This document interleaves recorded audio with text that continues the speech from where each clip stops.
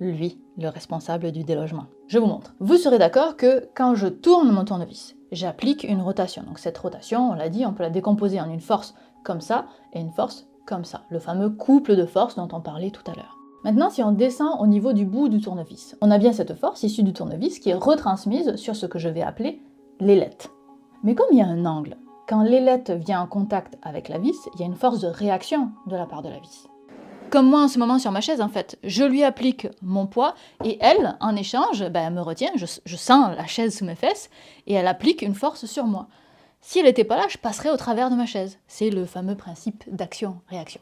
Même chose pour le tournevis. Il applique une force sur la vis, mais puisqu'il ne passe pas au travers, c'est bien que la vis résiste quelque part. Elle applique une force de réaction. Et cette force sera perpendiculaire à l'angle de l'ailette.